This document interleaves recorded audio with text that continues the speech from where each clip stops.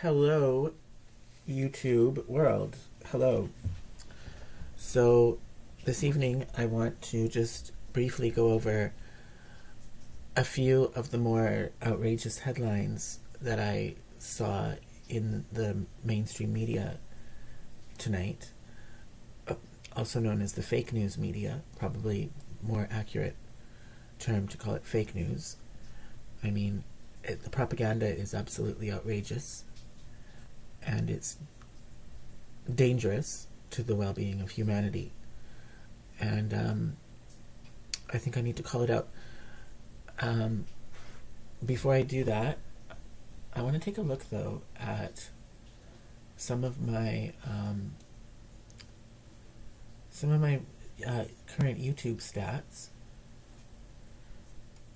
Okay, which is a big motivator for me to do this kind of a live stream.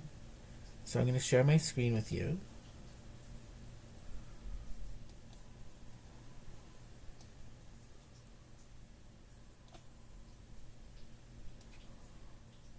So my last time I was looking at my YouTube channel on here, I was saying it didn't make sense that my view count for the past 48 hours, views over the past 48 hours, had gone down to less than 1,000, even as my number of followers or subscribers was increasing, and also my content was really good, getting a lot of likes on it.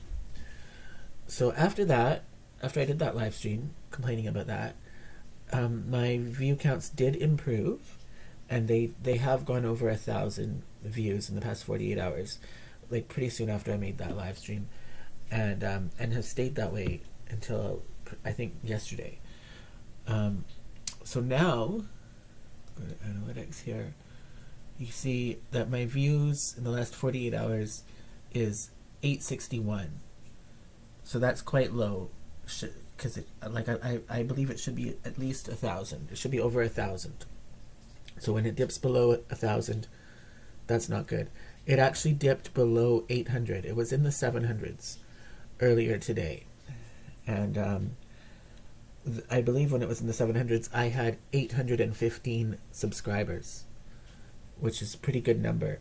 So it was not even a month ago that I had reached 777 subscribers. Now I'm well past 800, so this is pretty good. Although I'm not sure why I lost 2 subscribers today. And despite having this good subscriber count, my views have gone down below 1,000. I'm not sure why that is either. If we take a look at the content is really good. These are not bad numbers, really. I mean, Holiday Warwire Remix, I posted that on March 20th. Okay, almost a week ago. I guess that's not so hot. 62 in a week, not so hot. But look at the likes. Like, Material Girl that I remixed that I posted yesterday got 10 likes. Like, these are pretty healthy numbers for likes. Historically for my channel, these are more likes than what a video would get on my channel that's only been up for a few days. The one that I posted today, it got 2 likes. Now, I don't know why this isn't getting more attention. It's only had 5 views. I would have thought people would have liked this. By the way, the point that I'm making here is that Madonna, in her music video for Material Girl that she put out back in the 80s, which was first starting to get famous, is very similar to Marilyn Monroe's performance for a song called Diamonds Are a Girl's Best Friend in a movie that Marilyn Monroe was in back in the 50s. And so you can actually, the videos, the 2 videos are so similar, you can swap them out and they're interchangeable. So I've taken the audio out of Marilyn Monroe's performance and then put in Madonna's audio for Material Girl, but it's a remix. So we've got Madonna singing, but the image in the video is Marilyn Monroe. And that was yesterday. And then today I did the opposite. So I've got Madonna's video from Material Girl, but with the audio taken out and replaced with Marilyn Monroe's song, Diamonds Are a Girl's Best Friend. Okay, so it's Marilyn Monroe singing, but the person in the music video is Madonna. And the point is, you can see how similar these two performances are. Some would say that Madonna copied Marilyn Monroe. I wouldn't go that far. I would just say she was heavily inspired by Marilyn Monroe. Like I've been saying before, there's no original artwork since the caveman paintings. So yeah, she heavily borrowed from Marilyn Monroe, but she also added lots of her own elements as well, and she did create something new. So I don't have a problem with it in that sense.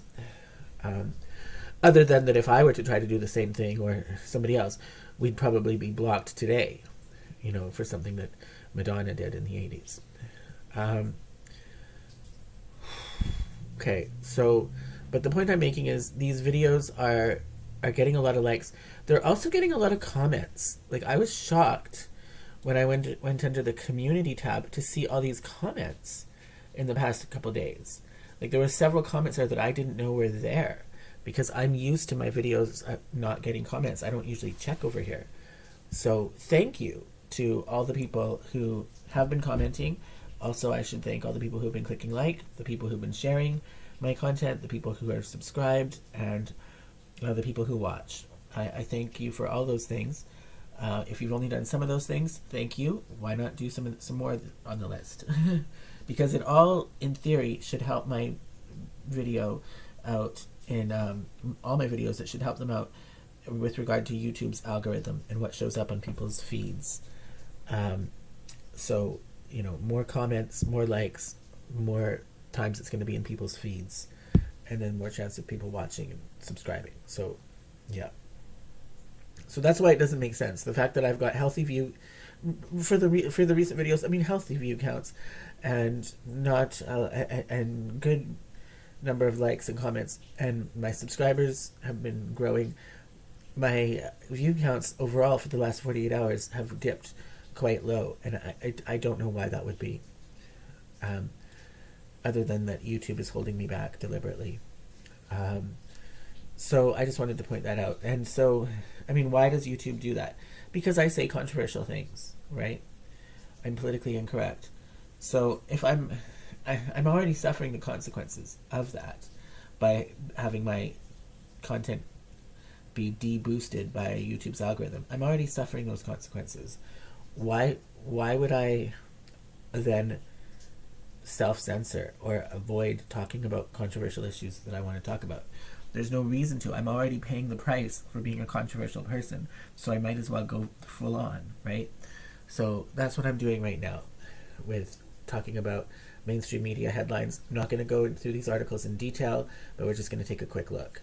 Okay, let's not put for this. Russia launches Russophobes list targeting global critics. Okay, and Russophobes is in quotation marks, as though the very concept of Russophobia is a unfounded conspiracy theory. So I would just like to point out that it was only a few years ago that I was getting my hair cut at a barbershop, and the hairdresser happened to be Russian, a Russian woman, and she did not want to admit that, though. She did not want to say that. She finally said it, but under a very... She quite noticeably lowered the volume of her voice so that other people in the store could not hear her say that she was Russian. Like, she was scared to admit that she was Russian. And there's also been, in Vancouver, Russian restaurants have been attacked and had graffiti spray painted on them, and some of them have taken away any references to Russia from their branding, from their names, from their logo, whatever. And so that's all examples of Russophobia.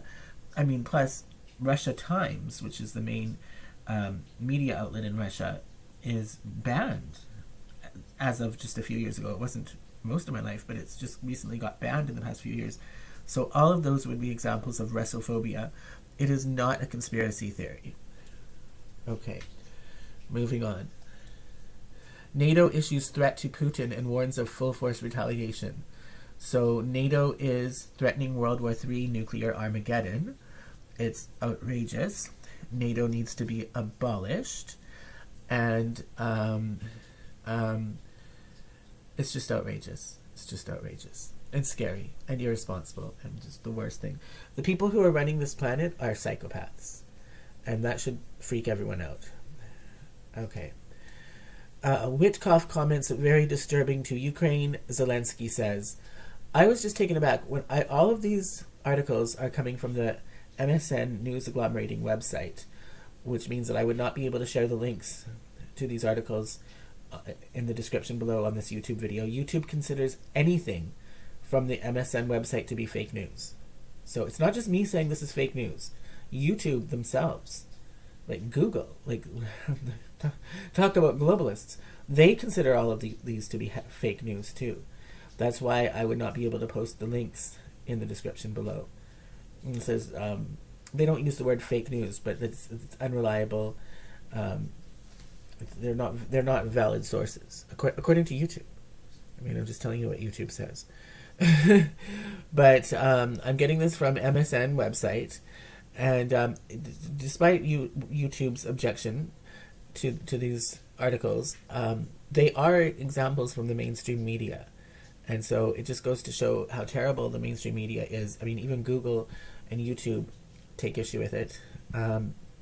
But I was shocked that the name Zelensky comes up so frequently in the news headlines on the MSN website. Like, Ukraine is not that significant of a country, really, in the grand scheme of things.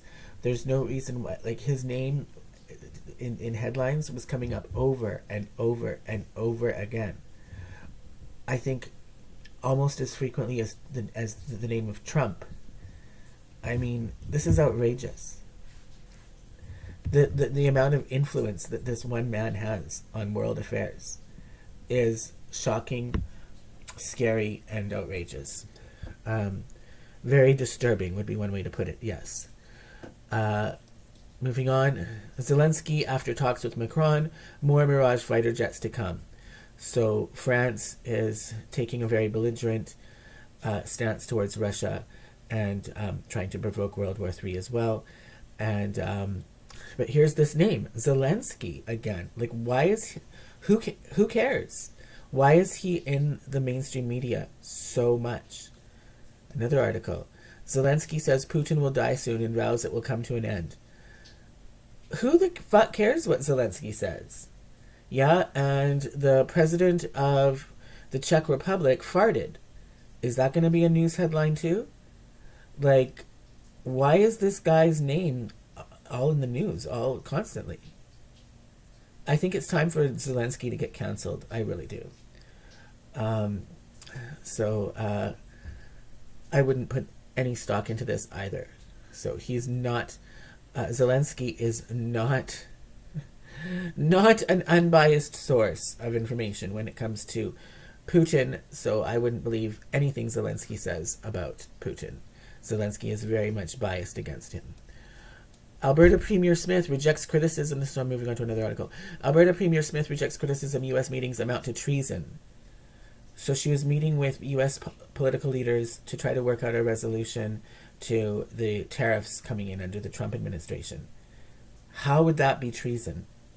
Like, she's trying to do something constructive for her province.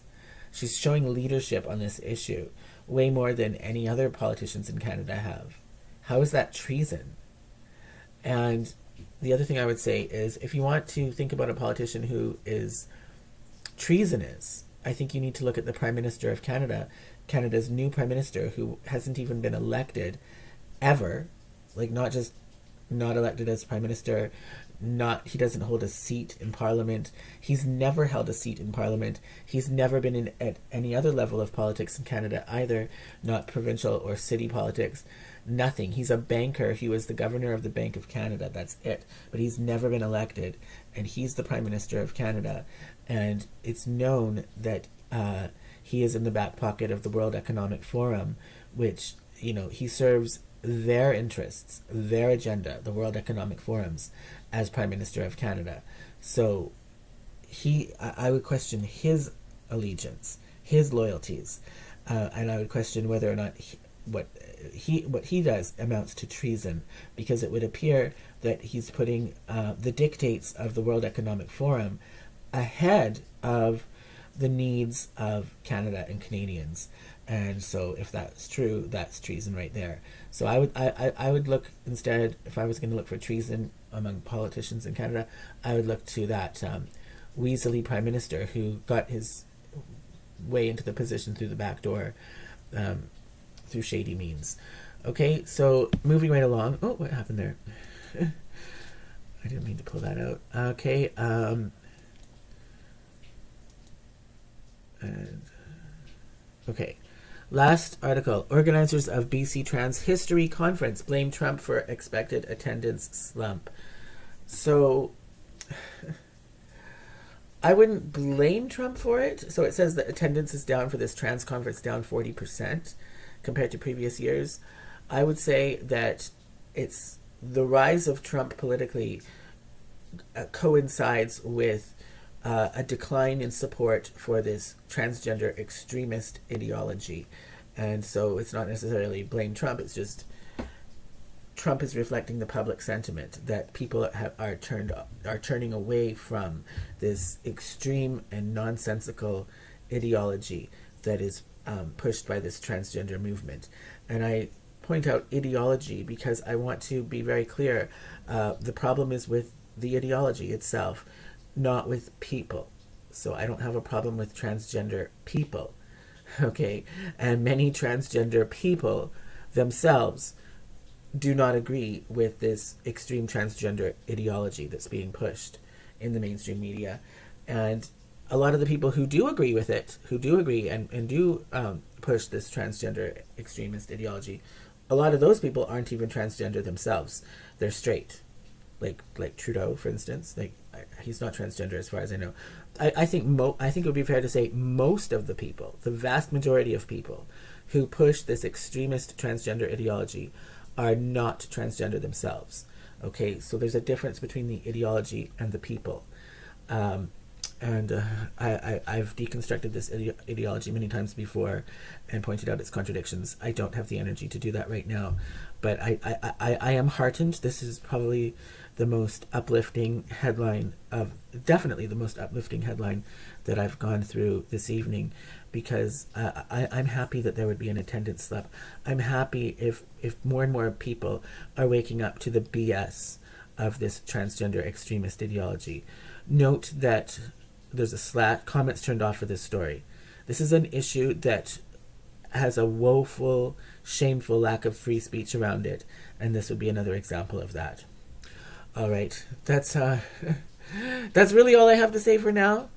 Peace out, y'all.